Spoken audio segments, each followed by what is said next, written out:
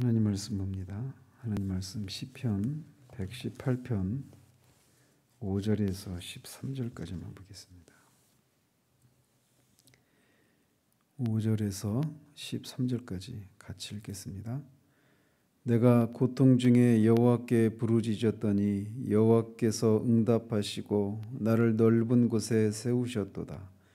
여호와는 내 편이시라. 내가 두려워하지 아니하리니 사람이 내게 어찌할까. 여호와께서 내 편이 되사 나를 돕는 자들 중에 계시니 그러므로 나를 미워하는 자들에게 보응하시는 것을 내가 보리로다. 여호와께 피하는 것이 사람을 신뢰하는 것보다 나으며 여호와께 피하는 것이 고관들을 신뢰하는 것보다 낫도다. 문 나라가 나를 에워쌌으니 내가 여호와의 이름으로 그들을 끊으리로다.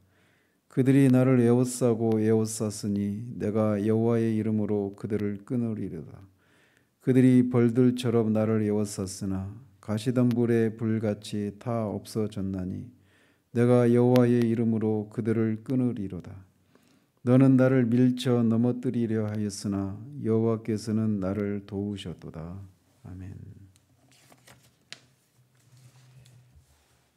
4절까지 해서 이스라엘과 아론의 집과 여호와를 경외하는 자들에게 여호와의 인자하심을 찬양하라고 했던 시인은 이제 5절부터는 그가 그렇게 체험했던 그 여호와의 인자하심에 대해서 노래하기 시작합니다. 내가 고통 중에 여호와께 부르짖었더니 여호와께서 응답하시고 나를 넓은 곳에 세우셨도다. 여기서 고통이라고 하는 단어의 히브리 원어는 꼼짝달싹 없는 운신조차 할 수 없는 좁은 곳을 가리킵니다. 따라서 이 고통이라는 단어와 뒤에 넓은 곳이라고 하는 단어가 서로 대조를 이루고 있는 것이죠.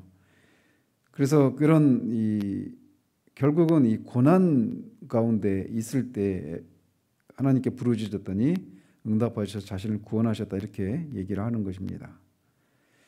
우리가 일반적으로 어떤 고난이나 어려움이 닥칠 때 그냥 이 또한 지나가리라 하면서 그냥 있거나 또는 그냥 그 고난 앞에서 어떻게 할 수가 없어서 그냥 운명처럼 숙명처럼 받아들이는 것이 아니라 누구든지 어떤 고난을 당하면 어떻게 해서든지 그 고난 가운데서 빠져나가려고 몸부림을 치는 것이 인지상정입니다.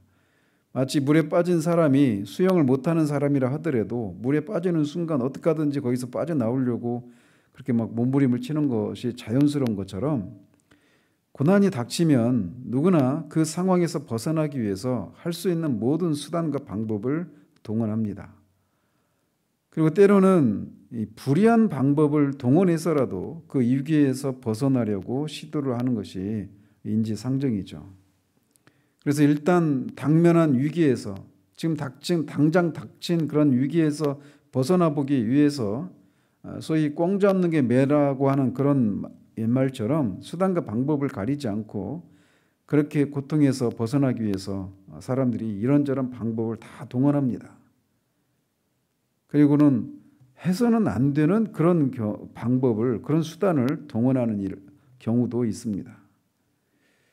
그러나 우리는 그런 고난을 당할 때 우리는 하나님을 모르는 사람들이 취하는 그런 일반적인 그런 방법을 취해서는 안 됩니다. 그들에게는 없는 구원자 하나님이 계시기 때문입니다. 그 위기 가운데서 우리가 취할 방법은 하나님께 기도하는 겁니다. 무엇을 할 때 챔버스 목사가 말하듯이 우리가 기도하는 것은 우리가 할 수 없기 때문이 아니라 우리의 기도를 들으신 하나님이 전능하시기 때문이다라고 말했던 것처럼 우리의 기도를 들으시는 하나님은 전능하십니다. 여호와께 부르짖었더니 여호와께서 응답하시고 여호와는 이렇게 응답하실 수 있는 살아계신 전능하신 하나님이십니다. 여호와께서 응답하시고라고 하는 말처럼 우리에게 소망이 되고 위로가 되는 말이 없습니다. 야고보 사도는 너희 중에 고난당하는 자가 있느냐 그는 기도할 것이요라고 그렇게 권면을 합니다. 그렇기 때문에 우리가 위급한 순간일수록 이렇게 좁은 곳에 서 있는 것 같이 옴짝달싹할 수 없는 그런 위급한 순간일수록 우리는 철저히 하나님만을 붙잡아야 할 것입니다. 여호와는 내 편이시라. 내가 두려워하지 아니하리니 사람이 내게 어찌할까. 시인은 이렇게 고통 중에 여호와께 부르짖어서 고통을 극복하는 방법을 잘 알고 있었던 사람이었는데 6절에서 보면 한 걸음 더 나아가서 그는 이 세상에서 누구라도 또 그 사람이 어떤 힘이나 권력을 가진 사람이라 하더라도 그 사람을 두려워하지 않을 수 있는 영적인 지혜를 터득한 사람이었음을 알 수 있습니다. 그 방법은 뭐냐? 여호와가 내 편이시다라고 하는 것을 아는 겁니다. 즉 그는 하나님이 자신의 곁에서 자신을 돕는 자가 되심을 알고 있었던 것입니다. 두려움이 없이 사는 삶의 비결은 이렇게 하나님을 우리 편으로 만드는 것입니다. 우리는 어떤 그 위기를 만나면 그 위기를 도울 수 있는 어떤 사람을, 유력한 사람을 찾기 쉽습니다. 그래서 사람들이 할 수만 있으면 자기에게 도움이 될 수 있는 그런 이 사람들을, 그런 인맥을 쌓기 위해서 뭐 뇌물을 동원하기도 하고 다양한 방법을 동원하기도 하죠. 그러나 여호와 하나님을 자신의 편으로 삼는 사람은 그렇게 사람을 자신의 편으로 삼는 것과는 완전히 다른 삶을 살게 되는 겁니다. 여호와께서 내 편이 되사 나를 돕는 자들 중에 계시니 그러므로 나를 미워하는 자들에게 보응하시는 것을 내가 보리로다. 시인은 이렇게 여호와께서 자기 편이신 것을 알고 그 하나님께 도움을 구한 결과 그렇게 자신을 미워하는 자들에게 하나님께서 자신의 편이 되신 하나님께서 그들에게 공의로운 그런 보응을 하시는 것을 그가 목격하게 되었노라고 노래하고 있는 겁니다.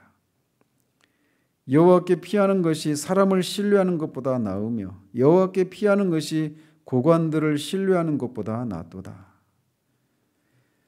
시인은 여기서 또 세상이 우리가 겪게 될 수 있는 그런 위기 가운데서 그 위기를 효과적으로 대처할 수 있는 또 다른 방법을 우리에게 제시해주고 있는데 그건 여호와께로 피하는 것입니다. 우리가 위기를 만날 때 일단 우리는 그 위기에서 도망치려고 합니다. 때로는 이렇게 위기 가운데서 도망치는 것이 그 위기를 극복하는 한 가지 방법이 될 수 있습니다. 그러나 우리가 언제까지나 그 어떤 위기에서 도망칠 수는 없는 노릇입니다. 이 세상은 끊임없이 우리를 집어삼키려고 우는 사자같이 그렇게 돌아다니는 사탄의 그런 위협과 그런 대적들의 공격을 우리는 직면해야만 합니다. 그런 속에서 무엇인가 피할 곳이 있어야 하는 거예요. 서머나교회에서 그들이 또 이제 이번 주에 살펴보게 될 빌라델비아 교회도 마찬가지고 그들이 살고 있는 그 지역에서 뭐 우상을 섬기고 황제를 숭배하고 유대인들의 그런 공격들 또 내부적으로 그 거짓된 가르침을 베푸는 그런 거짓 선지자들 그런 사람들 이단적인 가르침을 베푸는 그런 사람들에 둘러싸여 있었습니다. 그래서 우리가 일반적으로 그런 상황에 처하면 그런 것이 없는 환경을 찾으려고 그렇게 한단 말이죠.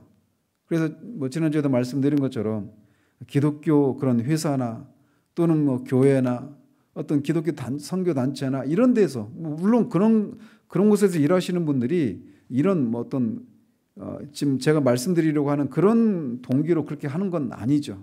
근데 우리가 일반적으로 그렇게 어떤 위기를 닥치면 거기에 직면하기보다는 그냥 도망치려고 하는 그런 마음에서 그렇게 하는 경우들이 있단 말이죠. 제 자신이 그랬었습니다. 그러나 우리가 피할 수 있는 곳은 없어요. 어느 곳이든 이런 위기에서 벗어날 수 있는 곳은 없습니다. 그게 기독교 회사든지 교회든지 말이죠. 그래서 우리가 도망치는 것이 위기를 극복하는 그런 방법이 항상 영원히 그렇게 위기를 극복하는 그런 방법이 될 수는 없습니다. 그럴 때 우리가 피할 곳이 있어야 합니다. 시인 역시도 감당할 수 없는 그런 위기 앞에서 처음엔 위기를 피해서 도망했습니다. 그러나 그는 무조건 도망치지 않았던 겁니다. 그냥 향방 없이 그냥 도망친 것이 아니라 그가 피할 곳이 어디라고 하는 것을 알고 있었는데 그게 바로 하나님 여호와이셨습니다. 인생의 그런 험난한 파도 앞에서 하나님께로 피하는 것이 참다운 그런 지혜인 것이죠. 여호와께 피하는 것이 사람이나 고관을 신뢰하는 것보다 낫다라고 시인은 자신의 경험을 통해 이렇게 토로하고 있는 겁니다. 문 나라가 나를 에워쌌으니 내가 여호와의 이름으로 그들을 끊으리로다. 그들이 나를 에워싸고 에워쌌으니 내가 여호와의 이름으로 그들을 끊으리로다. 시인은 여기서 적들이 나를 에워쌌다라고 하는 사실과 여호와의 이름으로 그들을 끊겠다라고 하는 말을 이렇게 반복해서 말함으로써 여호와의 이름 안에 존재하는 그런 놀라운 구원의 능력을 강조하고 있습니다. 성경에서 이름이라고 말할 때는 그냥 단지 호칭만을 가리키는 것이 아니라 그 이름의 주인인 그 존재의 능력과 인격과 그런 위험, 사역 이런 것들을 포괄적으로 함축하는 그런 의미가 있죠. 그래서 하나님의 이름, 여호와의 이름 하면 여호와 하나님의 그 인격 또 그분의 능력 이 모든 것들을 가리키는 겁니다. 그래서 여호와의 이름이 선포되는 것에 늘 그런 구원의 역사가 나타나곤 했던 것이죠. 그리고 이것은 마찬가지로 신약 시대에도 고스란히 적용되는 원리입니다. 예수님은 제자들에게 그날에는 너희가 아무것도 내게 묻지 아니하리라. 내가 진실로 진실로 너희에게 이르노니 너희가 무엇이든지 아버지께 구하는 것을 내 이름으로 주시리라. 지금까지는 너희가 내 이름으로 아무것도 구하지 아니하였으나 구하라. 그리하면 받으리니 너희 기쁨이 충만하리라. 우리는 기도할 때마다 예수님의 이름으로 기도합니다라고 마칩니다. 그래서 우리가 예수님의 이름으로 기도한다 이 얘기는 예수님의 인격과 그분의 능력과 그분이 하신 일을 우리가 신뢰합니다. 그 예수님의 인격과 그분의 하신 일에 근거해서 이 앞에 기도했던 그 내용을 간구합니다라고 하는 그런 뜻을 담아서 예수님의 이름으로 기도합니다. 이렇게 마치는 것이죠. 이렇게 예수님은 자신을 믿는 그 성도의 기도를 이런 믿음으로 기도하는 성도들의 기도를 결코 외면하지 않으시고 전능하신 능력으로 그에 합당한 응답을 베풀어 주시는 것입니다. 때로는 무응답을 통해서도 응답하시고 우리가 원하는 대로 응답하시는 것을 통해서 응답하시고 때로는 지연된 그런 방식으로 응답하시기도 하십니다. 응답의 형태는 다양하죠. 그러나 분명한 것은 예수님의 이름을 신뢰하고 그분의 하신 일들을 그분의 그 능력을 인격을 우리가 신뢰하고 기도할 때 분명히 예수님은 그렇게 신뢰하는 믿음을 가지고 기도하는 자들의 기도에 응답하시는 분이십니다. 그렇기 때문에 우리가 어떤 위험과 어떤 위기를 만나고 있다 할지라도 그 상황에서 예수님의 이름을 신뢰하고 그분의 이름으로 구하는 그런 일들이 우리 가운데 있어야 하는 겁니다. 그들이 벌들처럼 나를 에워쌌으나 가시는 불에 불같이 다 없어졌나니 내가 여호와의 이름으로 그들을 끊으리로다. 시인은 자신을 해치려고 달려드는 이 원수들을 벌들이 자신을 에워싸는 것처럼 그렇게 비유를 하고 있습니다. 저희 초등학교 때 지금도 기억이 생생한데 2학년 때 4학년 때군요. 4학년 때 어느 산에 이제 그 소풍을 갔는데 누가 잘못 건드려 가지고 그 무덤에 있는 땅벌집을 건드렸습니다. 그 땅벌이 막 수백 마리가 막 나와 가지고 막 애들 쏘고 난리가 아니었습니다. 그래서 결국은 그 소풍 갔다 그냥 바로 돌아와야만 했던 그런 기억이 있습니다. 이 벌들이 자기가 이렇게 위협을 받을 때 달려드는 기세는 정말 공포스럽습니다. 그런데 지금 시인은 그렇게 자신을 해치려고 달려드는 이 원수들을 벌들이 그렇게 막 둘러싸는 에워싸는 것처럼 그렇게 비유를 하고 있는 것이죠. 아무리 싸움에 능한 그런 사람이라 하더라도 그리고 여호와 하나님을 향한 이런 그 믿음을 소유하고 있는 사람이라 하더라도 이렇게 죽기 살기로 달려드는 그런 사람 앞에서 당연할 재간이 없는 것이죠. 그래서 그렇게 달려드는 그런 원수들 앞에서 시인은 분명히 큰 위협을 느꼈을 것이고 공포를 느꼈을 것입니다. 그런데 그런 위협적인 대적의 공격에도 불구하고 시인은 그들이 하나같이 가시덤불의 불처럼 소멸되었다, 다 없어져 버렸다 이렇게 말을 하고 있는 겁니다. 이 팔레스타인 지방에서 가시덤불은 바싹 말라서 불이 타는 순간 막 활활 그런 큰 기세로 이렇게 불이 타오르지만 이내에 하얀 재를 날리면서 그냥 꺼져버리고 맙니다. 시인은 이 대적들이 막 이렇게 벌떼처럼 막 달려들어서 한순간 그렇게 위협을 느끼고 그런 그 공포를 느꼈지만 이 가시덤불이 금방 이렇게 사라져 버리는 것처럼 원수들이 그렇게 소멸되고 말았다라고 경험하고 있는 거예요. 마치 히스기야를 이스라엘을 공략하기 위해서 공격하기 위해서 침략했던 아수르의 군대가 그냥 그렇게 기세등등하고 비아냥대고 조롱하고 막 이런 앞에서 아무것도 할 수 없었지만 하룻밤 사이에 18만 5천 명의 이 사람들이 죽어버리는 것처럼 한순간에 그런 일이 일어났노라고 자신의 경험을 통해 그 여호와의 인자하심이 어떻게 나타났는가를 이렇게 노래하고 있는 겁니다. 바로 이것이 이렇게 하나님이 자신의 백성들을 향해 일하시기 때문에 우리가 이 세상에서 그 많은 고난과 그런 위협 앞에서도 두려워하지 않고 우리의 삶을 살아갈 수 있는 이유가 되는 것입니다.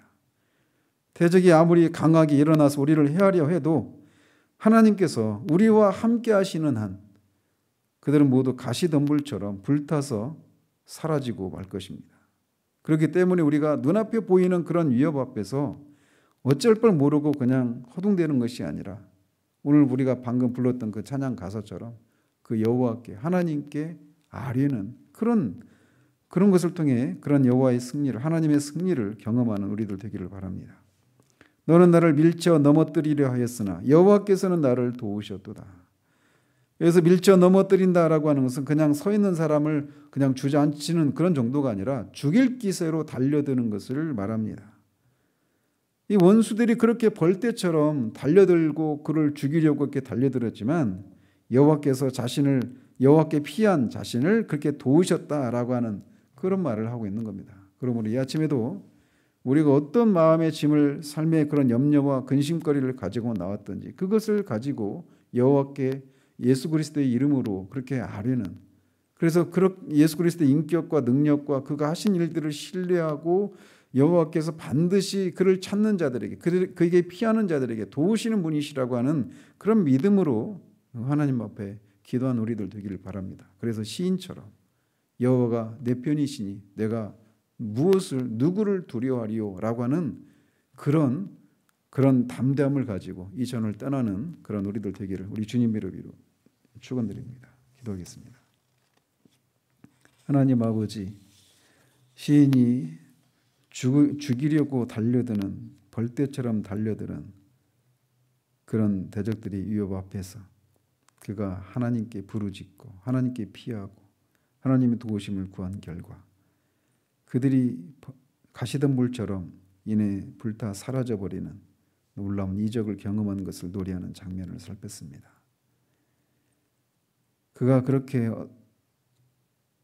여러 가지 위기 가운데서 취한 그 방법을 우리에게도 허락하셔서 이 아침에도 예수 그리스도의 이름으로 기도할 수 있는 그런 특권을 우리에게 주신 것을 인하여 감사를 드립니다. 우리가 정말 하나님이 우리의 편이시라고 하는 것, 그 사실을 우리가 붙들고 눈앞에 보이는 위기 앞에서 사람이 아닌 다른 것을 의지하려고 하는 그런 세상 사람들과 구별되게 여호와 하나님을 보이지 않지만 분명히 계시고 역사하시고 우리의 기도에 응답하시는 그 하나님을 의지함으로 세상이 알 수도 없고 줄 수도 없는 그런 평강과 담대함을 가지고 우리가 겪게 되는 그 모든 삶을 그렇게 용기 있게 헤쳐나가는 그런 특권을 우리에게 주신 하나님께 감사를 드립니다. 이 아침에도 기도 가운데 그런 하나님을 깊이 만날 수 있는 그런 은혜를 허락해 주시기를 원하옵고 우리 주 예수 그리스도 이름으로 기도합니다. 아멘.